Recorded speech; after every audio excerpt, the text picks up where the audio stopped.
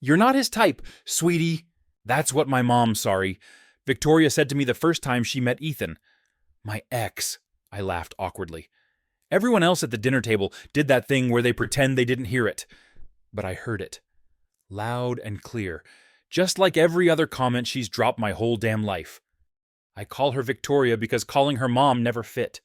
She hated it anyway, said it made her feel old and matronly. She told me to use her first name like we're sisters. Spoiler, we're not sisters. And I sure as hell wasn't raised like I was her daughter either. 2 decades of weird vibes, I'm the result of Victoria's teenage oops. She got pregnant with me when she was 19, after a few reckless months dating Robert, some finance bro who bailed as soon as the second line showed up on the test. She always called me the accident. Real cute. Right. Victoria hated being a single mom. She said I held her back from her dreams. Meanwhile, she was bouncing between waitressing gigs and Instagram makeup tutorials. Her whole identity was wrapped up in being hot, young, and effortlessly cool. A crying baby didn't exactly help her brand. Then Daniel came along when I was around 6. He was a pediatrician, solid guy, kind. Too good for her, honestly. He married Victoria and actually cared about me. Treated me like I mattered. That was new. And then came Chloe, my half-sister, the golden child. The golden girl Chloe was adored. She was everything Victoria ever wanted, blonde, delicate, ballet recital material. The moment she was born, I was pushed aside like last season's handbag. Everything Chloe wanted, Chloe got, and me, I was told to be grateful I got hand-me-downs. Chloe had princess birthday parties with bouncy castles. I got Pizza Hut and silence. She got hugs and selfies with Victoria. I got passive-aggressive notes on the fridge about dishes I didn't wash. But here's the thing, I didn't resent Chloe. She's actually awesome, sweet, funny, and real. She knew things were messed up, and she never rubbed it in. We became close despite everything, which just made Victoria even weirder. Fast forward to college when I finally left for college. I felt like I could breathe for the first time. I studied law. I built something for me. Victoria barely called, and I barely noticed. I had my own life. My dad, Robert, wasn't around much, but Daniel visited. Chloe texted. And I was finally building a version of myself that didn't orbit around Victoria's shadow. That's when I met Ethan. He was smart, charming, the kind of guy who looks like he drinks whiskey neat, but actually orders hot chocolate. We started dating junior year. For once, I felt seen, loved even. The graduation dinner that cracked everything at my law school graduation dinner. Victoria showed up late wearing a white cocktail dress and sunglasses indoors. I kid you not. She looked Ethan up and down and went, "Oh wow, he's hot. You sure he's not lost?" WTF, Ethan chuckled. I froze. Chloe changed the subject like a pro.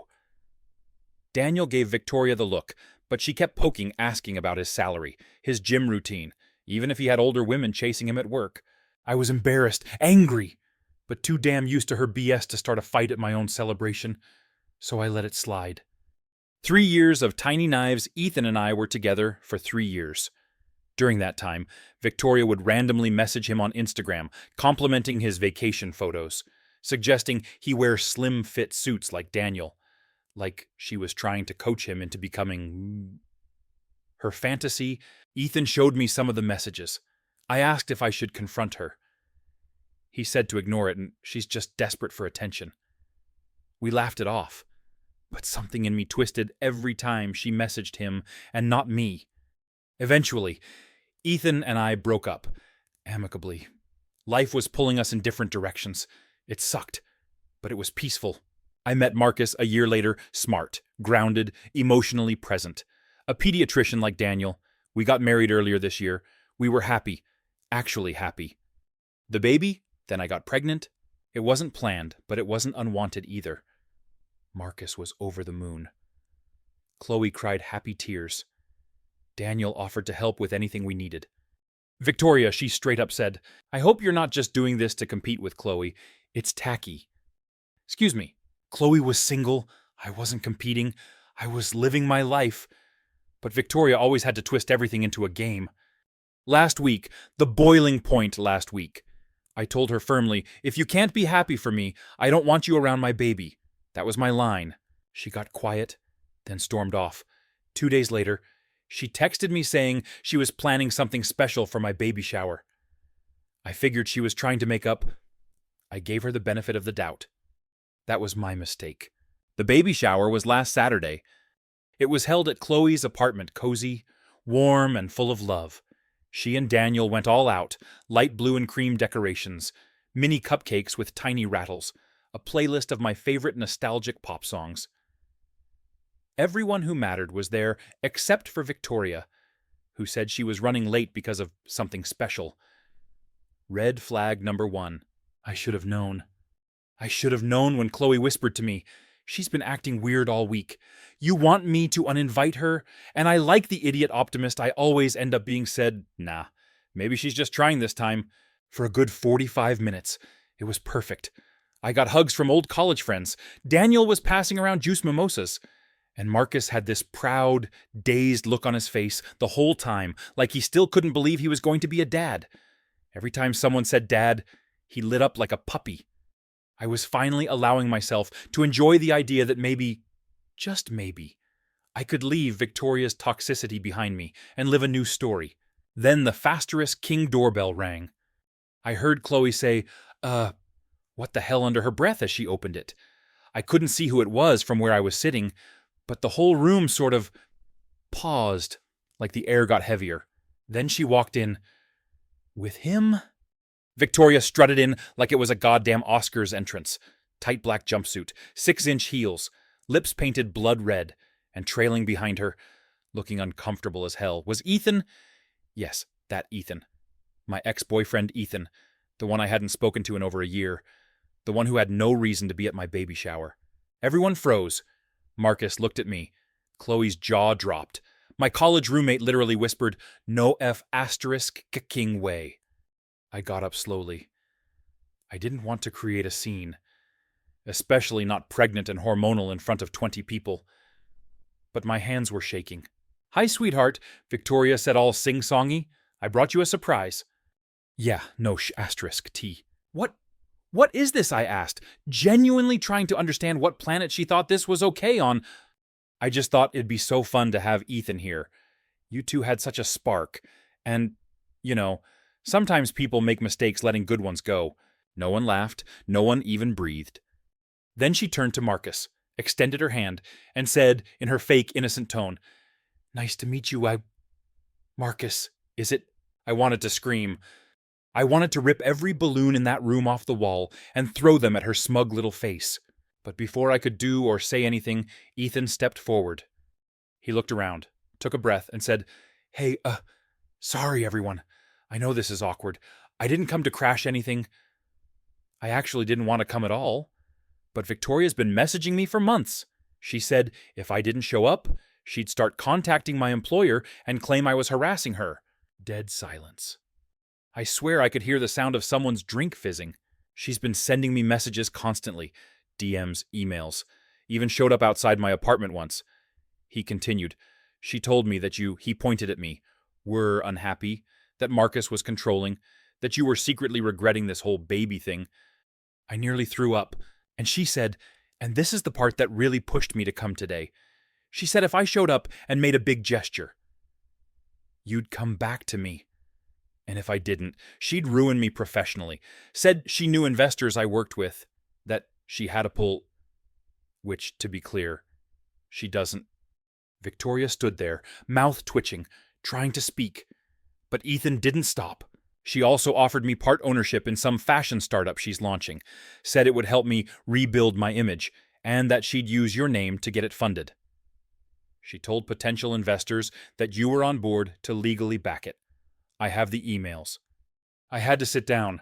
Marcus knelt next to me, his arm around my shoulders. Chloe stood in front of Victoria, like she was about to physically block her from moving closer. Ethan took out his phone and held it up. "I didn't want to make this public, but I needed you to know. She's not here for you. She never was." And then he handed me the phone. And yeah, there it was. Dozens of messages from her. Manipulative, twisted asterisk T. Some of them were like reading a soap opera written by a narcissist on Adderall. She doesn't know what she wants. I've always known Ethan is her match. Marcus is a nice guy, but not powerful. She needs someone who makes her look better. Don't worry about her feelings. She's hormonal. I can fix it later. Let's make a moment at the baby shower. Big reveal. Reclaim what's yours. I don't know if I cried. I think I did, but not out of sadness. I think it was the rage that finally pushed the tears out. I stood up. Everyone was still staring at her, waiting for her to say something. All she did was cross her arms and mutter, "You're being dramatic." And that's when I snapped. "No, I'm being done." I said, "You don't get to keep pulling this asterisk T and expect people to just brush it off because you're wearing a nice outfit and pretending it's love. This is not love. This is sabotage. This is control. This is obsession. And you," I looked her dead in the eye, "are not invited into my life anymore." I turned to Chloe. "Please ask her to leave. I'm serious." Chloe nodded and walked toward her. Victoria didn't move. Daniel stood up. "Victoria, if you don't leave right now, I will personally escort you out." Only then did she blink. She looked around the room, and for the first time in my life, I saw something crack in her. She wasn't angry. She wasn't smug. She was embarrassed. She left without another word. Ethan apologized again. He actually looked shaken. He handed me a small gift bag, a soft blue onesie with little whales on it, and said quietly, "Congratulations, you deserve happiness." Then he left too. I sat there, surrounded by people I loved, with my baby growing inside me, and a F***king war zone where my mom used to be. But I felt calm. Shaky. Yes, but calm, for the first time in a long time. Later that night, I got a 14-paragraph email from Victoria blaming hormones, saying I misinterpreted her efforts, and accusing me of ruining a beautiful surprise. I didn't even finish reading it. I blocked her everywhere, because screw that. I'm not her image rehab project. I'm not her trophy. I'm her daughter, and she lost the right to call me that a long time ago. This morning, Chloe texted me, "You did the right thing, finally, and I've got your back, always." Yeah, I finally believe her. ChatGPT said a week passed.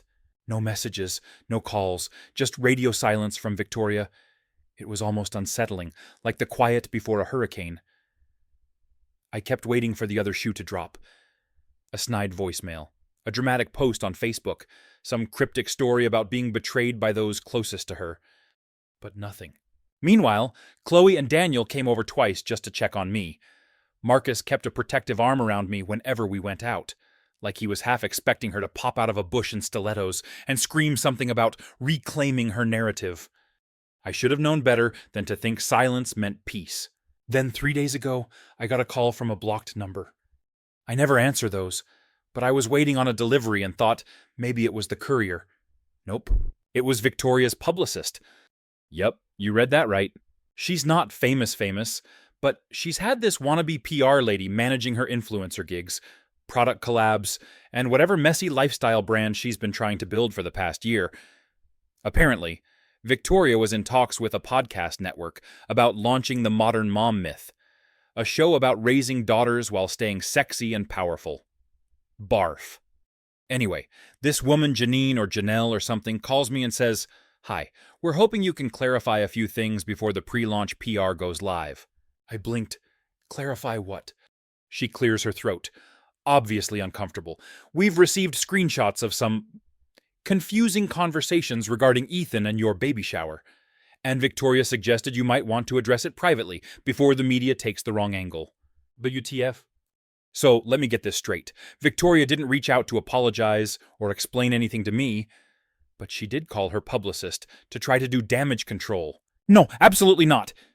I told the woman, let the media say whatever they want, but if one word of that launch includes my name or my baby, I'll have my lawyer on your desk by noon. She tried to backpedal. Of course. We don't want to escalate, but I hung up before she could finish her fake-ass customer service voice. I hadn't even told Marcus about this yet when Chloe called. You're going to want to sit down, she said. She sent me a link to a Reddit thread.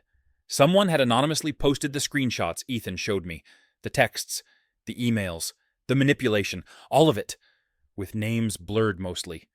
But anyone who'd ever been within 10 feet of Victoria could tell it was her. And the comments. Brutal. People dragged her to hell and back, called her a narcissist, a stage mom, an emotional vampire. One person said, "She's giving off major 'I'm hotter than my daughter' vibes. It's sick." And yeah, that was the truth. It was twisted. But for the first time, other people saw it too. I wasn't crazy. I wasn't too sensitive. I wasn't the one causing drama. The world was finally seeing her for who she really was. That night, I slept better than I had in weeks. The next morning, I woke up to an unexpected message from Daniel. "Hey, can I talk to you? Just me, not with Chloe." We met up at a quiet cafe near the hospital he works at. He looked tired, like he hadn't been sleeping. He ordered black coffee and didn't touch it. "She hasn't apologized," he said, staring into the table. I nodded. "Didn't think she would. I told her I was done." He said, "I moved into the guest room last week. Told her I needed space." That hit harder than I expected. Daniel's always been the peacemaker, the guy who keeps things level. But for him to actually separate from her, that meant something. "She tried to gaslight me." He continued, "Said I was choosing you over her, that you manipulated Ethan, that the texts were fake. It was like talking to a wall, a defensive, spiteful wall with a spray tan and a selfie stick." I cracked a laugh. I couldn't help it. Daniel finally looked up. "You know what hurts? I married her thinking I could help her grow into something more, that she'd evolve. But all she ever wanted was someone to orbit her, not partner with her." I didn't know what to say, so I just said, "I'm sorry." He shook his head. "Don't be. You're the only person who ever told the truth to her face."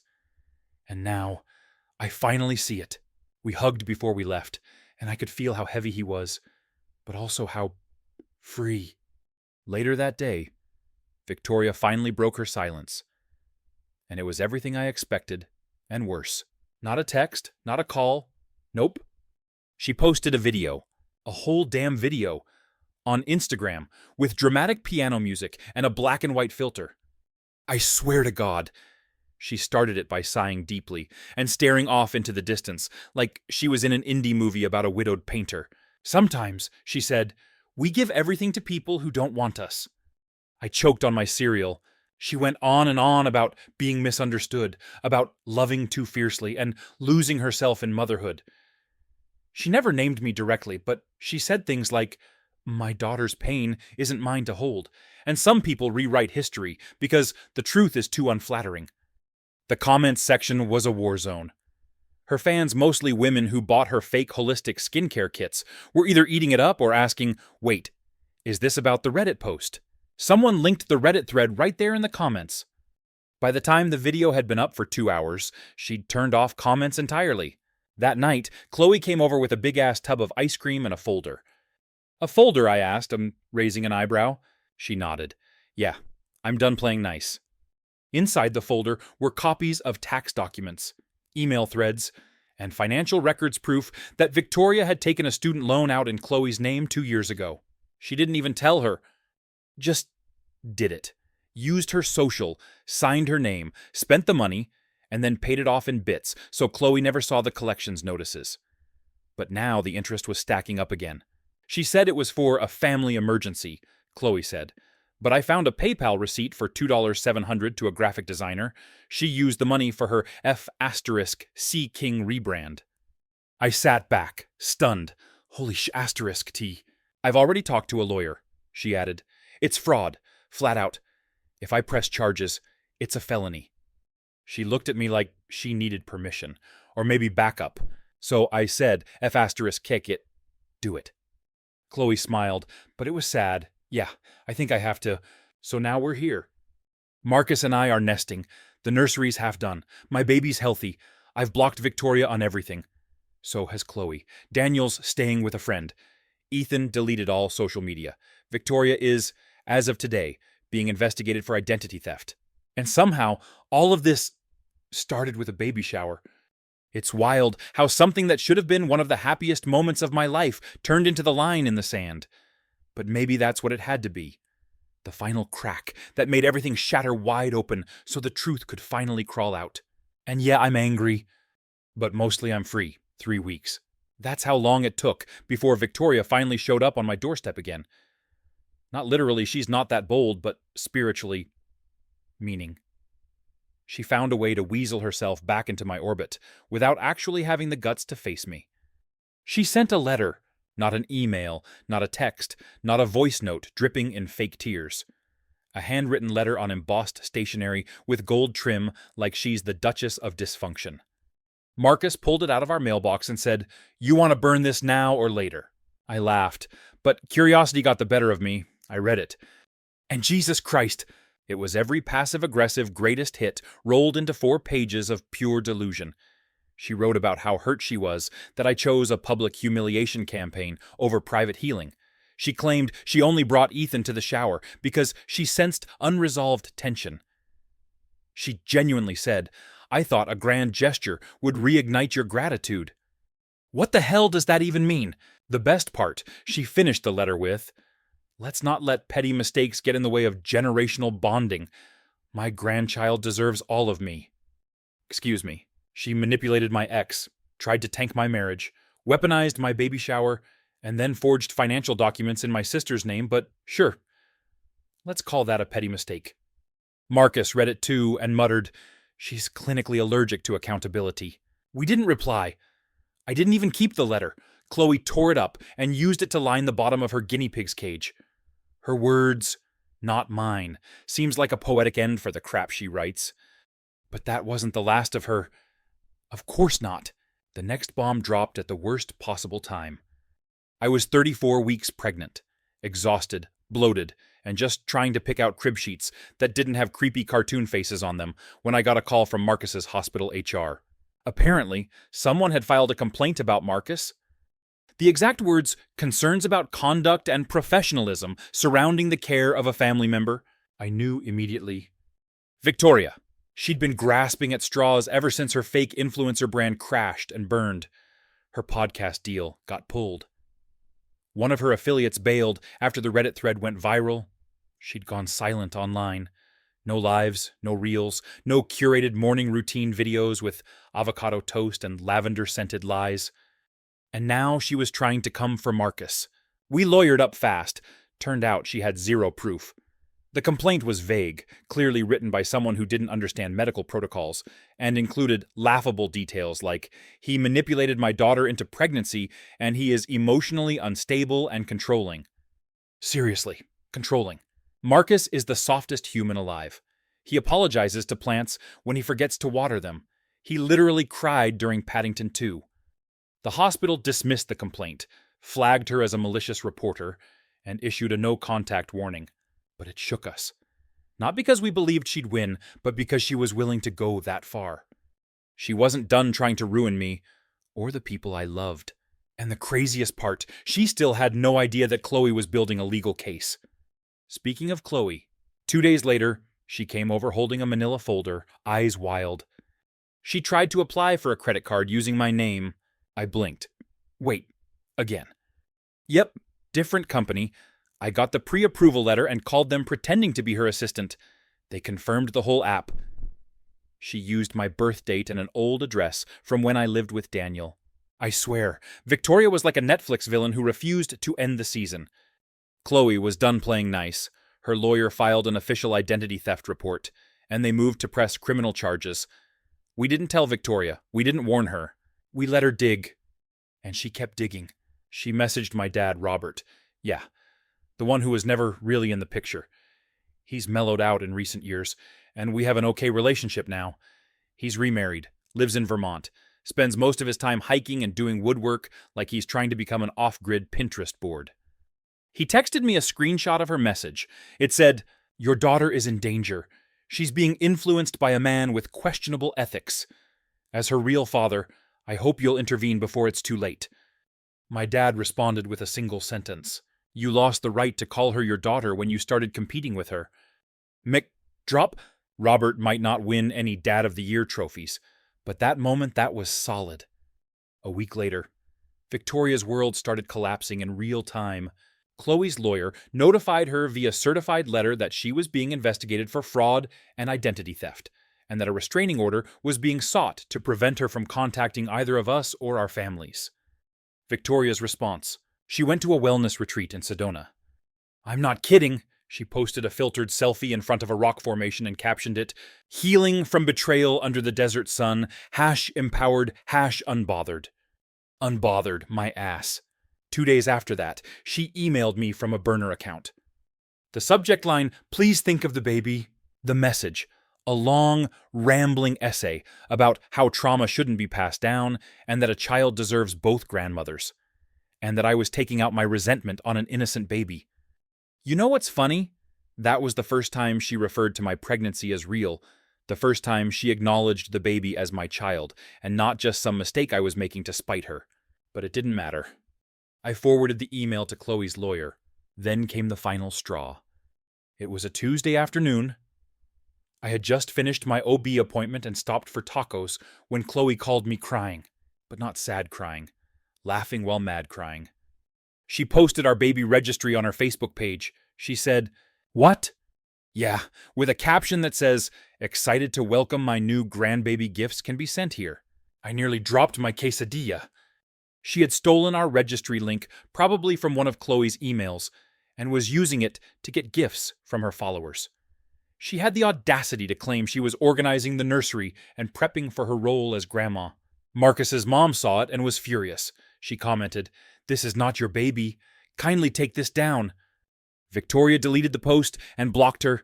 Then Marcus's cousin shared the screenshots in a mom group and it went viral.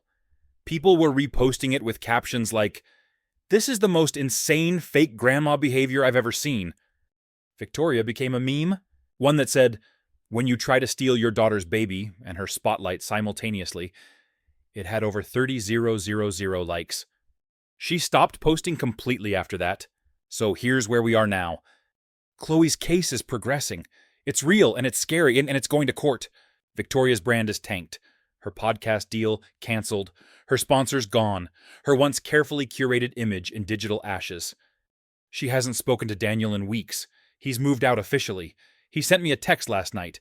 If you need a babysitter with a medical degree and excellent swaddling technique, I'm your guy. Our baby is almost here. I feel peaceful, which is weird, because this storm was loud, violent, and lasted longer than I ever expected. But somehow, on the other side of it, I don't feel broken. I feel clear. Clear about who my people are. Clear about the family I'm building. Clear about the boundaries I'll never compromise again. Victoria spent her whole life trying to rewrite mine. But now the narrative is mine. And this next chapter. She's not in it. 2 weeks before my due date, things finally settled. Not in the everything's fine now kind of way, more like the chaos dial got turned from a 10 to maybe a 6. The court date for Chloe's identity theft case was set. Marcus's hospital had completely cleared him of the false complaint, and they actually offered him a leadership track because of how gracefully he handled the whole damn circus. I was waddling around the house like a penguin in sweatpants, trying to install a car seat without bursting into tears over the manual. And Victoria, still silent. No calls, no posts, no surprise cameos in my life. Her online presence had been basically scrubbed clean. Most of her influencer buddies had either unfollowed her or ghosted. Chloe said even her go-to hairstylist had dropped her, quote, too much drama, not enough toner. But like any horror movie villain, you don't trust silence. You watch the woods, you check behind the shower curtain, you listen. Because silence just means they're planning something louder. And right on cue, she made her final move. It started with a random ping on my phone, a Venmo request, from her. I kid you not. She requested $750 with the caption, half of baby shower expenses, food plus decor. I showed Marcus, and he just stared at it, blinked, and said, she really thinks she's the victim in all this. He declined the request, then blocked her there, too. A few hours later, Chloe texted me with, check your email now, and about 15 exclamation points. She'd gotten a heads up from her lawyer. Victoria had filed a civil petition to request visitation rights as a grandparent once the baby was born. That's right. This woman who humiliated me tried to sabotage my relationship, stole my sister's identity, and manipulated my ex into crashing my baby shower, now thought she could lawyer her way into my child's life. It wasn't just bold, it was deranged. The petition was poorly written, full of emotional buzzwords and zero actual legal weight. She claimed she had a deep bond with the unborn baby and had been actively involved in prenatal planning. You want to know what her involvement looked like? She showed up uninvited, dragged my ex into it, tried to get my husband fired, and stole our baby registry. That's not bonding. That's psychological warfare. I called my lawyer, sent over every screenshot, every letter, every shred of evidence. Within 48 hours, we filed for a protective court order, preventing her from having any access to the baby post-birth. The judge issued a temporary block immediately, pending full review. When the process server showed up at her new condo, she'd moved to a downtown high-rise after Daniel left. She apparently slammed the door and screamed that she was being persecuted by her own blood. Cool story. Maybe pitch that to Lifetime next. Then came labor. I'd love to say it was magical and peaceful and lit with warm fairy lights and scented candles. But no, it was long, messy. I was in the hospital for 36 hours, sweating, swearing, crying, and telling Marcus he was never allowed to touch me again. But the second I heard that little cry, nothing else mattered. Our son, Eli, was born at 4:17 a.m. on a Sunday, 8 pounds, all cheeks, full head of dark hair, and the kind of cry that told the world he was not here to be ignored. Marcus held him first. I watched his face break into 1,000 tiny pieces of joy, and I just lost it. I cried for everything. For the trauma, for the years I spent begging my mom to love me properly, for the strength it took to cut her out, and for the overwhelming, consuming, terrifying, beautiful love I felt for this tiny human I'd just met. We stayed in the hospital for 2 days. Chloe came by with snacks. Daniel brought us a blanket he knit. Don't ask, therapy makes people do surprising things, and even my dad. Robert drove all the way down from Vermont to meet his grandson. He didn't say much, just held Eli and whispered, "You're already better than all of us." It meant more than he knew. A week later, I got another letter. Not from Victoria, from her lawyer. Apparently, she was furious about the visitation denial. Claimed I was creating generational trauma by erasing a maternal connection. It was basically a legal guilt trip wrapped in a cease and desist threat. We didn't respond. Instead, Marcus and I wrote our own letter. Not to her, to Eli. We started a journal for him. Just one entry for now, but we'll keep adding over the years.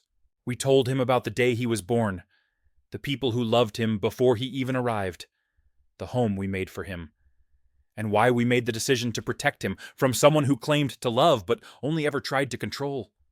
We wrote, "Love doesn't show up with threats, ultimatums, or fake apologies. Love doesn't try to replace your joy with their ego. You won't meet everyone who shares your blood. And that's okay. You'll meet your people, and they'll choose you on purpose." Now it's quiet again, but this time, it's the good kind. I wake up to baby snuffles and Marcus snoring. I drink cold coffee while rocking Eli in a chair my stepdad once built for me. Chloe's court date is coming up, and she's got a whole legal team ready to pounce. Daniel's dating someone new. She's a therapist. He laughs more now. Victoria's been radio silent again, maybe licking her wounds, maybe plotting something new. I don't care.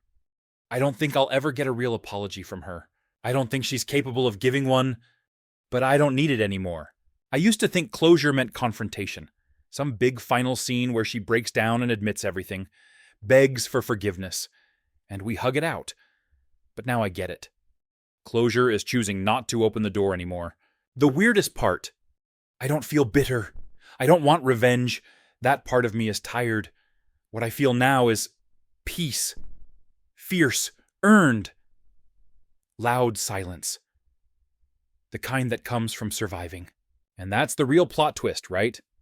After all her schemes, all her manipulation, all the chaos she created to stay in control, she's the one left behind.